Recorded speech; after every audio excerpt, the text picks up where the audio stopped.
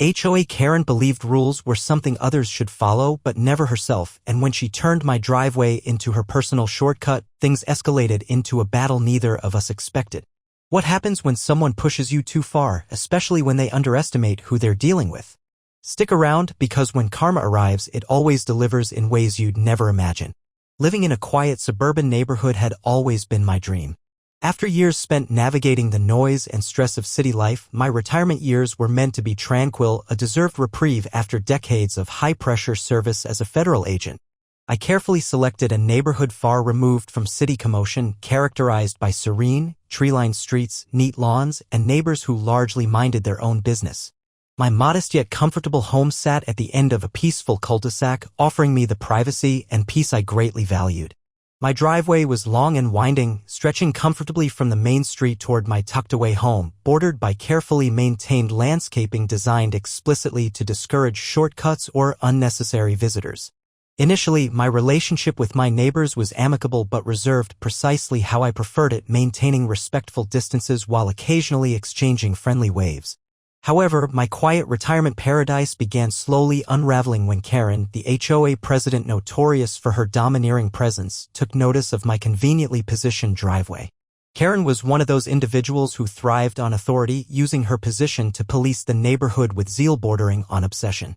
At first, her intrusions seemed trivial, a critique about mailbox colors here, a stern reminder about lawn heights there, but slowly her attention turned toward my driveway. One lazy Sunday morning, as I sipped coffee on my porch, I first observed Karen's gleaming SUV speeding down my private driveway, obviously cutting through to shorten her commute to a friend's house. Initially, I chose to overlook the intrusion, dismissing it as an isolated incident and assuming Karen, who was obsessed with rules, would quickly realize her error and respect my privacy. Unfortunately, my assumption was far from accurate. The incidents didn't stop, instead they became alarmingly routine. Soon, I noticed Karen confidently using my driveway at all hours, unapologetically cutting through as if my property was merely an extension of the neighborhood's communal areas. Each time, she drove by briskly, flashing a curt wave or, worse, a superior smile, leaving me increasingly frustrated and uneasy in my own home. My patience waned with each passing week. Deciding it was best to handle things amicably, I approached Karen politely at the monthly neighborhood meeting.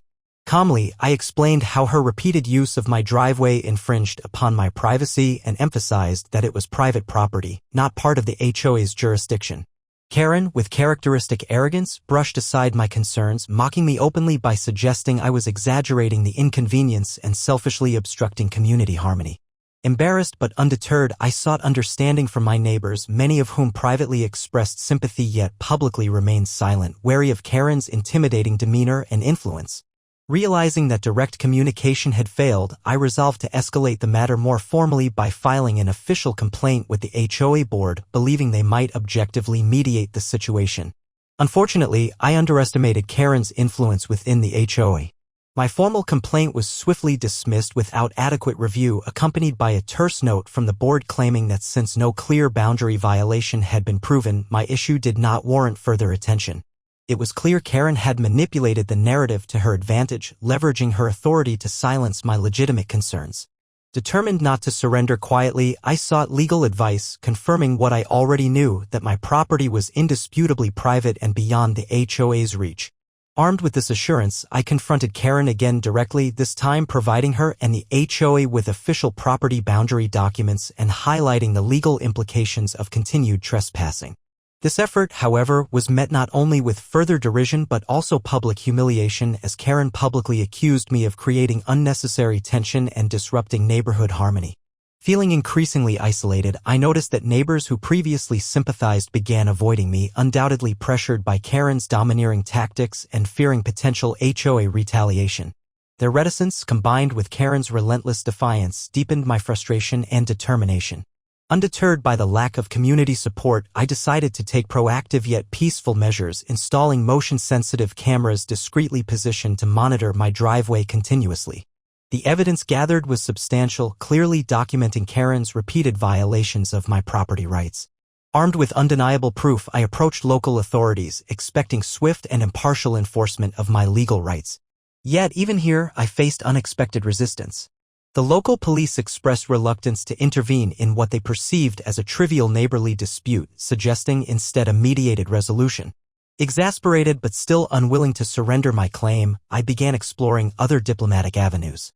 I reached out to local legal advisors who, while sympathetic, cautioned me about the high costs and prolonged nature of civil litigation against the HOA.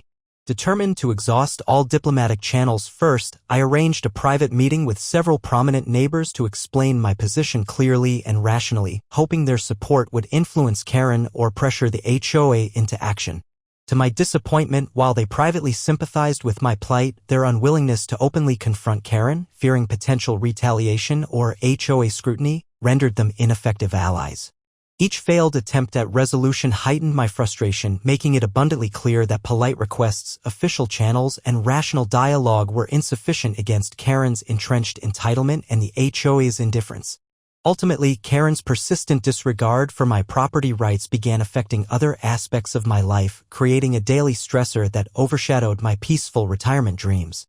Each day began with the dread of witnessing her SUV confidently barreling down my driveway, an unwelcome reminder of my apparent powerlessness. The strain influenced my sleep, heightened my vigilance, and altered my daily routines as I felt compelled to remain alert, anticipating the next confrontation.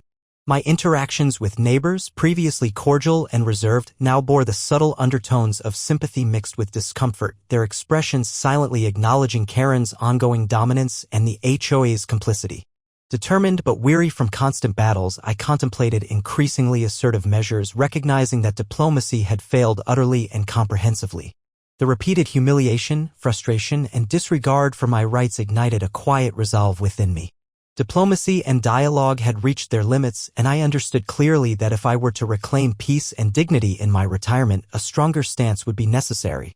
Subtly yet purposefully, I began researching alternative methods to physically secure my property and reassert control unequivocally. The seeds for confrontation were sown deeply, setting the stage for a more significant conflict ahead, one I had not sought but now embraced out of necessity. As I prepared for my next step, I recognized that the battle with Karen and the HOA had evolved from a simple dispute over property boundaries into a personal fight for justice, dignity, and the principle of individual rights against institutional arrogance and personal entitlement. Life in my suburban paradise was quickly deteriorating into a series of frustrating and draining battles that felt increasingly unwinnable. Having initially believed that simple civility could mend the gap between myself and Karen, I soon learned that this approach would not suffice. After the repeated failure of polite, face-to-face conversations, I resolved to find a different tactic to end Karen's brazen disregard for my property and privacy. First, I made it a point to approach Karen during a casual neighborhood gathering, thinking the presence of our neighbors would encourage a more reasonable exchange. When the opportunity arose during a relaxed afternoon barbecue hosted by a mutual acquaintance down the street, I calmly and courteously approached Karen with a friendly smile, sincerely attempting diplomacy one final time. I expressed, clearly and firmly, that I felt uncomfortable with her continued unauthorized use of my driveway and reiterated my desire to keep my property private and secure. However, instead of acknowledging my request or offering any kind of reconciliation, Karen loudly dismissed me with laughter and ridicule, deliberately raising her voice to attract attention. Her mocking tone was obvious, her words dripping with sarcasm as she asked our neighbors if they could believe how petty I was being. Some neighbors chuckled nervously, others stayed quiet, unsure of how to react, clearly uncomfortable by her overt display of dominance. I felt my face flush hotly with embarrassment and frustration, but managed to control my reaction, realizing confrontation in the setting would only exacerbate the problem. Still, this experience sharpened my resolve and determination. I understood fully now that Karen had no intention whatsoever of respecting my wishes, nor even of acknowledging my rights as a property owner. Her audacity was emboldened by her authoritative position in the HOA, and she seemed confident that her role granted her immunity from any accountability. Seeing my frustration grow, some neighbors offered their private support afterward, quietly acknowledging to me how inappropriate Karen's behavior had been, but none were willing to publicly confront her. It became clear to me, with a growing sense of isolation, that Karen had crafted a reputation of control and intimidation, silencing most neighbors from ever opposing her directly. Determined not to concede defeat so easily, I resolved to pursue a more formal channel, hoping official documentation and a paper trail would prove effective. After researching local property regulations, rights, and responsibilities, I began drafting official letters complete with photographic evidence of Karen driving across my driveway without permission. These documents were respectful, clear, and carefully worded, professionally expressing my grievance and insisting on Karen's compliance with property boundaries. I sent multiple copies, certified and registered to ensure their receipt, to Karen personally and to the HOA board. Weeks passed without an acknowledgement, and finally an official response arrived from the HOA, penned by Karen herself. Shockingly dismissive, the letter bluntly stated that my complaints were baseless, trivial, and had been unanimously rejected as unnecessary by the HOA board. Karen went so far as to arrogantly remind me of her position and influence, suggesting openly that I reconsider causing unnecessary trouble for myself. Her letter emphasized that the neighborhood association unanimously backed her perspective and that any continued pursuit on my part would be seen as harassment toward an elected HOA official. The wording was intentionally intimidating and subtly threatening, meant to dissuade me from further action. I was incredulous at the blatant disregard for due process, respect, and fairness. How could someone in a position intended to safeguard community harmony and respect for rules become such a blatant abuser of those very ideals? Undeterred by Karen's attempted intimidation, I moved forward with the next logical step, deciding to appeal to local authorities and even legal counsel. I scheduled appointments with property lawyers to carefully understand my rights and potential remedies. Each meeting was draining, expensive, and somewhat discouraging, as lawyers consistently explained how difficult disputes involving HOA members could become, often devolving into prolonged, costly battles. Nonetheless, I remained resolute, convinced that justice was worth fighting for. Upon advice from legal counsel, I attempted to reinforce my property rights visually, placing professionally made private property, no trespassing signs at both ends of my driveway, clearly visible, with legal reference numbers prominently displayed. However, my hope for compliance was soon dashed when Karen defiantly ignored these signs, openly mocking them by making exaggerated gestures of disbelief each time she drove past, intentionally going slower and making eye contact as she violated my driveway boundaries. I was losing patience and beginning to feel exhausted from the mental and emotional strain of her unending provocations. One afternoon, after returning from errands, I saw Karen and some HOA board members gathered conspicuously near my property line, visibly laughing while pointing at my signs. When they saw me approach, Karen boldly stepped forward, loudly declaring that my ridiculous attempts at intimidation would fail and that I should get used to things around here. My temper was now frayed, my peace shattered, but I forced composure, merely reminding them that property rights existed precisely for situations like this. Ignoring my response, Karen and her entourage continued laughing amongst themselves, casually walking away with deliberate nonchalance. Feeling trapped, I realized Karen was winning the psychological battle, confident in her position, influence, and seeming immunity from accountability. Yet still determined to secure my rights, I gathered courage for another attempt at resolution, appealing directly to local law enforcement to seek guidance. Officers visited briefly, but after a short exchange with Karen and her intimidating display of authority and connections, the officers left me politely advised that such disputes were rarely enforced through their channels and recommended legal counsel again. My frustration was palpable. Every avenue of reasonable resolution seemed futile. The situation was becoming unbearable, and my daily peace and comfort were eroding under Karen's persistent antagonism. I even considered moving briefly but dismissed the thought, unwilling to let Karen bully me from my home. Left feeling increasingly isolated and unsupported, I nevertheless refused to admit defeat or let Karen's arrogance triumph. With each failed attempt to gain acknowledgement of my rights, my determination strengthened, solidifying my resolve for one final, unequivocal step.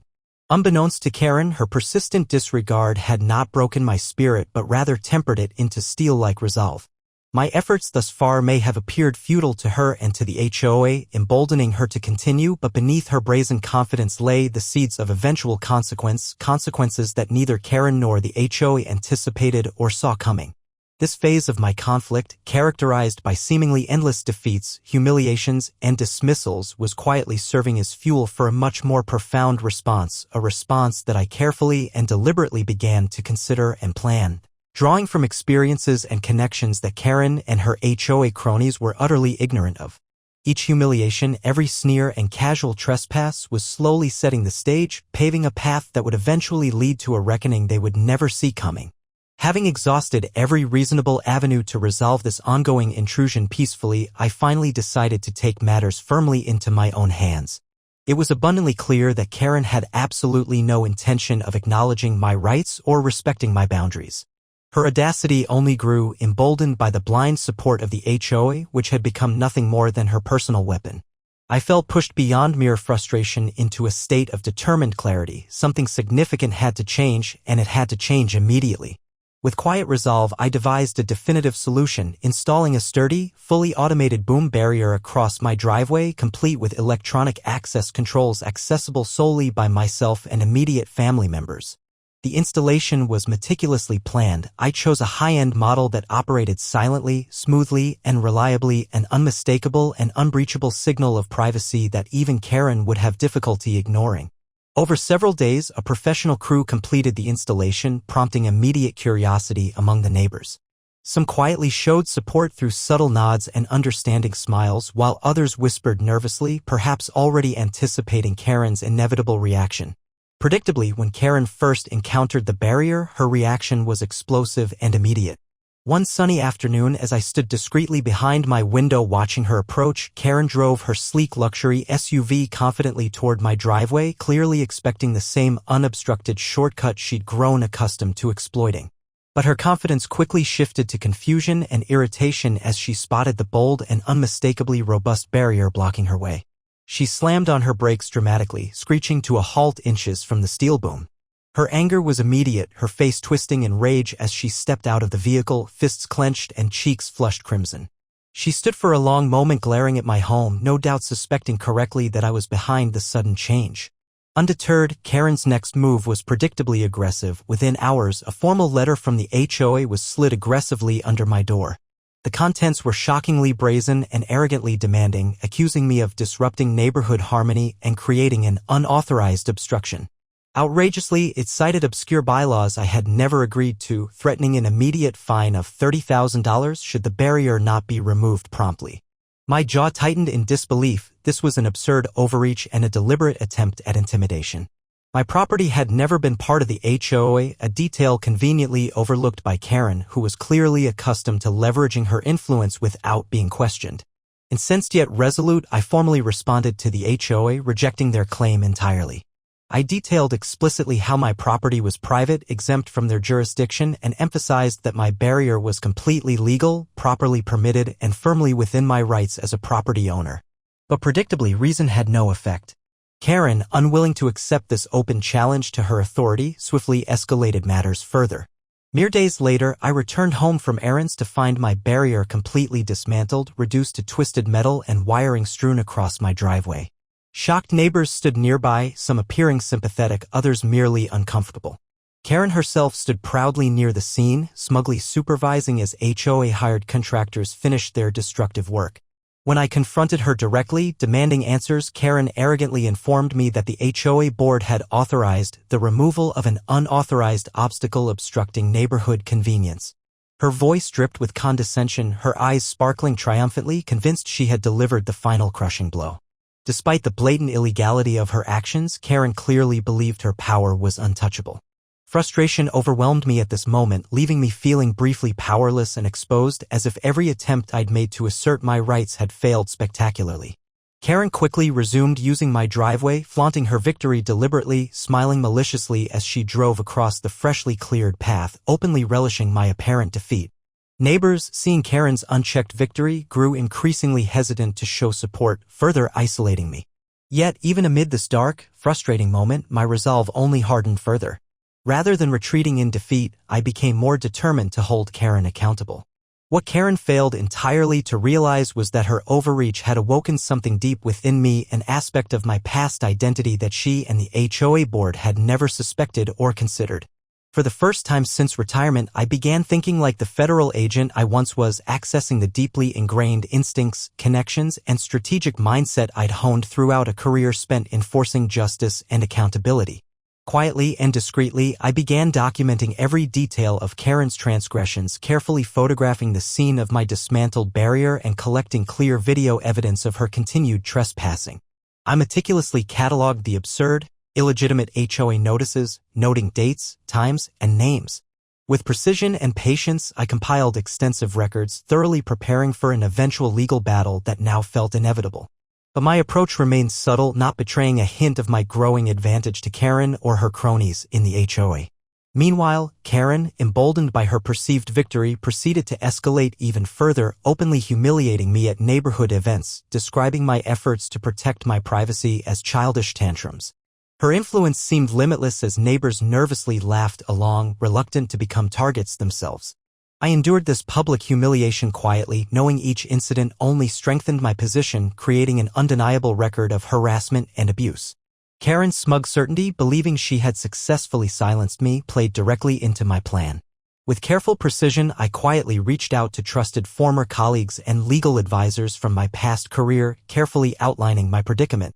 After thorough examination, my contacts unanimously assured me that Karen and her HOA had stepped far beyond their legal limits.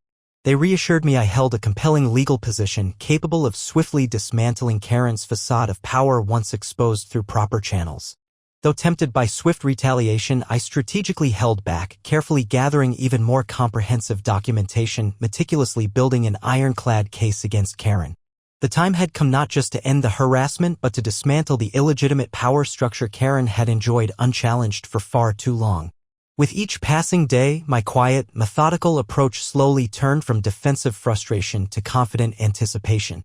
Karen remained oblivious, delighting in her temporary victory, still flaunting her power daily. The more she pushed, the deeper she buried herself, unwittingly playing into the careful strategy one was meticulously orchestrating. Her arrogance, now an Achilles heel, was precisely the weakness I intended to exploit when the moment arrived. As days became weeks, I carefully maintained a low profile, letting Karen believe she had finally broken me. Secretly, however, I compiled thorough evidence, strengthened connections with former colleagues in law enforcement and legal fields, and began quietly setting the stage for a powerful and decisive counterattack. Karen, drunk on power and arrogance, foolishly mistook my calm silence for acceptance of defeat, utterly blind to the storm slowly gathering around her. My confidence steadily grew, strengthened by the absolute certainty of the justice soon to be delivered. With each day, the weight of Karen's violations grew heavier in my carefully assembled portfolio, every transgression meticulously documented, ready to serve as devastating evidence. Quietly, meticulously, I prepared my next move, knowing the perfect moment to strike was rapidly approaching. Karen had unknowingly triggered something powerful in me, a resolve backed not merely by determination but by years of disciplined expertise, training, and powerful alliances she could never anticipate. The barrier incident had pushed me past a point of compromise or civility. Now it had become a mission, personal yet meticulously professional, defined by the undeniable certainty that Karen's unchecked arrogance was soon to meet its inevitable and thoroughly satisfying end. With Karen's confidence now soaring to new, unchecked heights following her blatant destruction of my property barrier, my neighborhood had started to feel like hostile territory rather than my peaceful home. Each morning became a frustrating reminder of my apparent inability to stop her constant disregard as she continued driving through my driveway, smiling arrogantly every time our eyes briefly met. Karen's clear sense of invincibility had spread throughout the HOA leadership, leading other members to follow her example, openly disregarding my rights and publicly siding against me, further isolating me within the community. Though outwardly I maintained composure, internally the relentless humiliation began wearing deeply on my patience. Despite these ongoing provocations, I was careful not to react impulsively. Instead, I continued building my case methodically, discreetly collecting evidence, knowing Karen's unchecked arrogance would inevitably become her downfall. Privately, I initiated extensive research into the HOA's history, records, and legal standing. What I uncovered was astonishing. Though Karen boldly wielded her authority, the HOA's jurisdiction did not legally extend to my property, just as I had asserted from the beginning. Yet somehow, through intimidation and manipulation, Karen had successfully convinced the entire neighborhood otherwise, creating an atmosphere of fear and compliance. Karen's self-created reputation had cowed the neighborhood into silence, making my task more challenging but far more rewarding once I found vulnerabilities in her armor. My methodical digging into county records and municipal regulations slowly began bearing fruit, exposing several irregularities and questionable financial dealings associated with Karen's tenure as HOA president. Documents revealed that Karen and her close allies on the board had authorized unauthorized expenditures, suspiciously vague contracts, and even bypassed mandatory approval processes in blatant disregard of state and local laws. Armed with these details, my sense of empowerment and confidence surged, knowing I was gradually building an airtight case capable of devastating Karen's carefully maintained facade of legitimacy. Quietly, I reached out to trusted former colleagues and friends still employed at various levels of government and law enforcement, colleagues who eagerly volunteered their expertise and guidance, intrigued and incensed by the audacity of Karen's power abuses. Yet, careful to avoid tipping my hand prematurely, I ensured that no sign of my behind-the-scenes maneuvering ever leaked out, carefully playing the role of a defeated, harmless neighbor. Meanwhile, Karen continued publicly ridiculing me, regularly painting herself as the victim in front of neighbors, claiming my actions were harassment and presenting me as an unhinged individual who refused to abide by neighborhood harmony. The HOA's social events had now become venues for her to openly mock my previous failed attempts to stop her shortcut habit. She even brazenly joked about finding me again, drawing laughter from nervous, complicit neighbors. With each of these humiliations, however, I merely smiled quietly, further solidifying my determination to thoroughly dismantle her empire piece by piece. My strategy relied heavily on patience, timing, and precision, skills deeply honed throughout my career. As a retired federal agent, I had spent decades dealing with complicated, seemingly unsolvable problems, understanding well that victory required patience and precise execution rather than impulsivity. My neighbors, oblivious to my true identity, interpreted my quiet demeanor as resignation, assuming I was merely enduring Karen's abuses passively. Yet, unbeknownst to them, my silence masked a growing sense of confidence and power as my secret preparations moved steadily forward.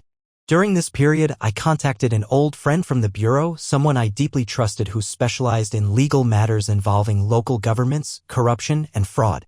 Our conversations initially were cautious and exploratory but quickly deepened as he examined the meticulous records I'd collected. After weeks of quiet collaboration, he confirmed unequivocally that the evidence I'd amassed was strong enough to decisively implicate Karen and her HOA cronies. Still, he advised me to gather more, ensuring my eventual retaliation would leave no room for escape or plausible deniability. My methodical and comprehensive approach was essential as I aimed not merely to stop Karen's abuses but to thoroughly expose, humiliate, and dismantle her self-appointed kingdom in front of all those who had silently supported or feared her. While Karen remained oblivious, smugly celebrating her victory in public, my friend quietly facilitated the involvement of legal authorities at a higher level. I began privately preparing detailed dossiers on Karen's behavior, carefully archiving recordings of her arrogant statements, security camera footage documenting her habitual trespassing, and video proof of her bold disregard for clearly posted signs. Karen, in her blind arrogance, made no effort to hide her actions, mistakenly believing her control over the HOA and neighborhood public opinion protected her from consequences. Each week that passed allowed me further opportunities to record, photograph, and document her blatant disregard, creating an airtight, devastating legal case waiting for the precise moment of execution. Behind closed doors, neighbors slowly began whispering doubts about Karen's increasingly arrogant behavior, quietly voicing suspicions about HOA actions and unfair assessments, especially after noticing strange irregularities in neighborhood expenditures and expenses. Still, fear of Karen's powerful presence kept most residents quiet, uncertain about openly challenging her authority. They whispered privately, sensing something wrong but unwilling to risk public opposition. Occasionally, neighbors who'd privately sympathized with me would cautiously hint at their growing discomfort, indicating they secretly hoped someone might eventually stand up against Karen's unchecked authority. The more Karen tightened her grip, the more resentment grew beneath the neighborhood's superficially compliant surface. Though frustrated and isolated publicly, I secretly took comfort knowing support was quietly building in the shadows. Despite Karen's continuing provocations and open mocking of my situation, my outward demeanor remained calm, collected, and unassuming. I diligently maintained the appearance of a defeated, passive victim, quietly enduring Karen's open taunts and condescending laughter without visible resistance. However, privately, my preparations reached their peak. I meticulously collated evidence into clearly organized files, drafted detailed formal legal complaints, and, most importantly, patiently awaited the perfect moment to strike. Karen continued her smug routine, oblivious that each day drew her closer to her ultimate downfall. Meanwhile, my quiet, unassuming exterior had successfully lulled her and the HOA into believing they'd thoroughly subdued me. In reality, they'd merely underestimated my resolve, expertise, and resources. Karen's greatest weakness, her arrogance and complacency, blinded her completely, making her incapable of realizing the magnitude of the storm silently brewing around her. My careful, professional precision, strengthened by years of training and expertise, now guided every move I made. For the first time in weeks, I felt not frustration or helplessness, but calm confidence, secure in the knowledge that my careful, quiet actions had placed me strategically ahead of Karen's short-sighted arrogance. My calculated patience, methodical preparation, and powerful hidden alliances were about to pay off spectacularly. Karen, certain she'd won, had unknowingly stepped into a carefully prepared trap. Now, all that remained was the perfect timing to pull the trigger, setting in motion the chain of events that would decisively end her reign and restore justice to my violated sanctuary. As the weeks slipped by quietly, the illusion Karen had constructed of her invincibility and absolute authority within the neighborhood HOA continued to thrive, unchallenged and untouched. She carried on flaunting her power, her smugness growing by the day, convinced she'd successfully put me in my place and subdued any opposition within our community. Yet, all the while, unknown to Karen, my carefully orchestrated plan was nearing its final and powerful stage, methodically prepared to ensure a flawless and unmistakable victory. I had leveraged every ounce of expertise gathered from decades of dedicated service as a federal agent, employing strategic precision honed from countless operations against far more dangerous adversaries than Karen and her cronies could imagine. Quietly, I'd organized meticulous documentation, including precise timestamps, surveillance video evidence, official communications, witness statements, and meticulous records of Karen's abuses of power, legal violations, and habitual trespassing. After months of silently enduring her arrogance, my careful groundwork had finally produced a devastatingly comprehensive dossier, perfectly detailed, irrefutable, and ready for immediate legal action. At last, I felt confident the moment had come to unleash this powerful arsenal of evidence upon Karen and her cronies. Utilizing my professional connections, I initiated formal legal proceedings against Karen and her corrupt allies on the HOA board, strategically timing my move to catch them entirely by surprise. The first sign of their impending downfall came early one crisp morning when Karen was served official court documents directly at her doorstep, capturing her off guard and momentarily shattering her arrogant composure. Her stunned, furious disbelief was satisfying to witness as she finally realized someone had challenged her power decisively and seriously. Within days, local news outlets were reporting extensively on the shocking revelations I'd unearthed, highlighting Karen's blatant misconduct and unethical practices. Headlines detailing HOA president faces corruption and fraud allegations quickly dominated our small community's attention, instantly shifting the balance of public perception. Karen, unprepared for scrutiny on this scale, scrambled desperately to deny accusations, initially attempting to paint herself as a victim. But her confidence soon crumbled when the irrefutable photographic and documentary evidence I'd compiled was shared publicly, completely undermining her previously unquestioned authority. Additionally, my federal contacts discreetly forwarded crucial evidence to multiple regulatory agencies responsible for investigating HOA abuses, corruption, and misconduct, dramatically escalating the consequences Karen faced. Soon, state-level investigations began uncovering deeper corruption, financial irregularities, and fraud implicating not only Karen but several other key members of her close-knit HOA board. Public outrage quickly grew, demanding thorough accountability, justice, and an immediate restructuring of the HOA leadership. As pressure intensified, neighbors who had previously been silent or intimidated now courageously stepped forward, publicly sharing stories of Karen's systematic intimidation and manipulation, adding even greater weight to my already ironclad case. Unable to hide behind her previous facade of authority or manipulate public opinion anymore, Karen found herself swiftly abandoned by former allies, neighbors, and friends. Watching the formerly confident HOA president desperately scrambling for support, desperately trying and failing to justify her indefensible actions was immensely satisfying. Within weeks, the evidence I'd gathered triggered comprehensive formal investigations involving law enforcement, state regulators, and federal oversight agencies, all carefully coordinated through my connections. Karen and her accomplices were subpoenaed, forced to testify under oath, thoroughly humiliated in courtrooms packed with angry community members, media, and officials demanding accountability. In the end, the court decisively ruled in my favor, confirming explicitly that Karen and the HOA had grossly overstepped their legal authority, illegally destroyed private property, and systematically violated my property rights.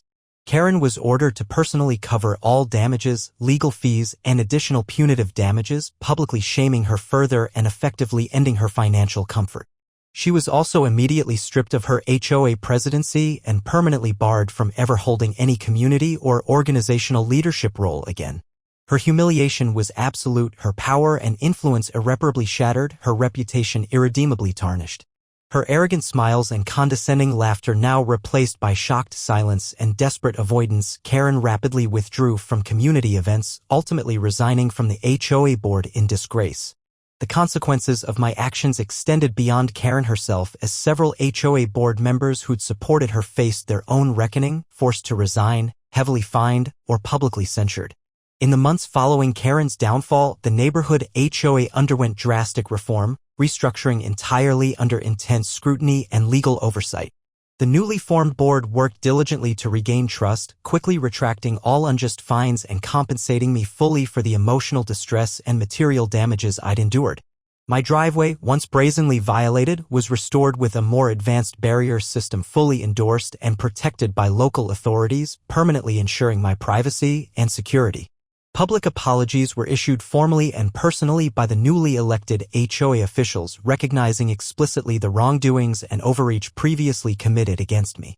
With Karen's fall from power complete and irreversible, my neighbors, now emboldened and no longer fearful, celebrated my courage openly, expressing gratitude for finally dismantling the atmosphere of intimidation she'd long maintained. Neighborhood harmony, genuine and positive, began to re-establish itself, with a healthier community spirit emerging from beneath the shadow of Karen's regime. Perhaps most satisfying of all was watching Karen herself endure the bitter reality of her downfall, forced into legal battles, debts from her court-ordered restitution payments, and social isolation she'd once arrogantly inflicted on others. She was left humbled, disoriented, and permanently stripped of the authority she'd so egregiously abused. The sweet karma she'd once laughed off as impossible had arrived with exquisite precision, delivering poetic justice to the very doorstep she'd arrogantly believed untouchable. Reflecting on this deeply personal battle, I felt not only vindicated but profoundly gratified, knowing my careful, strategic patience had allowed justice to triumph fully and decisively. As the neighborhood returned to genuine peace and mutual respect, my former reputation as the supposed troublemaker transformed entirely, replaced by widespread appreciation for my unwavering determination to confront injustice. Friends, neighbors, and even former skeptics openly expressed gratitude, acknowledging how my actions had freed them from years of silent oppression and fear. Walking along the peaceful streets, neighbors would smile warmly, respectfully greeting me, often stopping to personally thank me for restoring dignity and fairness to our community. My private victory was thus amplified into community-wide relief and renewal.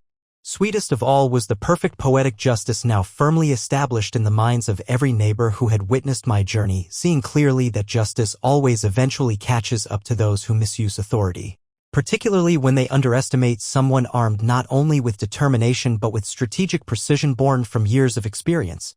Karen's downfall stood as a lasting example, a powerful lesson about integrity, respect, and humility, unmistakably proving that no one, regardless of perceived power or position, is immune from the inevitable consequences of their arrogance. As I stood peacefully in my driveway, looking out across a neighborhood now defined by genuine harmony, satisfaction filled me completely. Knowing my patient strategy had not only won back my personal peace but restored justice and dignity to every neighbor quietly suffering under Karen's regime. Sweet karma had finally arrived, delivering the kind of justice everyone dreams of but rarely experiences.